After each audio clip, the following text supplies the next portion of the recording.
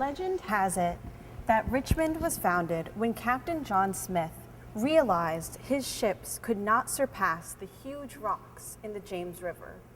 He tried, but stopped, and Richmond is founded right at that spot where he could no longer move. Hearing this first story of Richmond, it is important to consider how would the story have been different if it hadn't have been John Smith? How would the story have been different if someone else was telling it? What if, instead of English settlers being on that ship, there had been Portuguese or Spanish or French settlers? What if today, instead of our main language in Richmond being English, most of us spoke Spanish, Portuguese, something else? Imagine if the stories of early Virginia had come from Native Americans themselves who were already living on the land at this time. What if most of the stories of Virginia came from slaves or indentured servants instead? Although these are not considered part of popular history, these voices are an important part of Virginia's history. Who tells the stories of Virginia? Knowing that there are voices to be heard outside of our common textbook knowledge, how is your voice important? How will your voice change the story? How does your voice change the story of Virginia and tell the story that we know today? Anything can be a story, so it's important to listen, to observe those around you, and to jot down any random thoughts you may have throughout the day. Reflection on these seemingly significant events can actually make for some of the most interesting tales. When I was little, I spent a lot of time reflecting, and that was largely because I had a speech impediment. I was afraid to speak up in class because I was embarrassed. I knew the other kids would make fun of me. So I spent a lot of time just looking around and writing stories based upon what I saw and what I imagined. My fourth grade teacher realized that I was shy because I felt different from the other kids. So she would come over to my desk in the middle of class and pull up the piece of paper I'd be writing on and just start reading what I had written. So my stories could still be told to my classmates without me fearing how I sounded when I spoke. Christine had a teacher whose voice spoke, who allowed her voice to be heard. When I was in elementary school, I came home one day really upset because of a fight between boys and girls in the class. And so I set out to research what I now know was the early women's movement, but at the time decided to give a report on Susan B. Anthony. So I did all of this research and I wrote a whole paper. I presented it to my teacher, and unfortunately she wasn't as supportive as I would have hoped. And I began to get nervous about how this story would be received by my classmates because it wasn't necessarily a popular topic. So in the end, the report was never given because I was worried that my voice wasn't important enough to matter.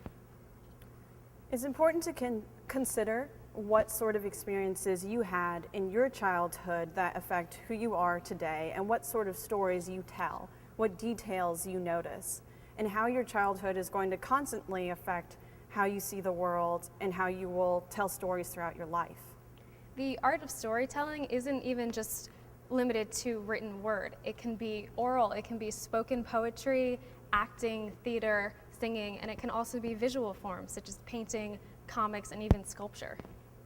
Even if you decide not to pursue a profession in some form of storytelling, again, poetry, comics, etc., you will be using stories for the rest of your life after high school, after college, forever and ever.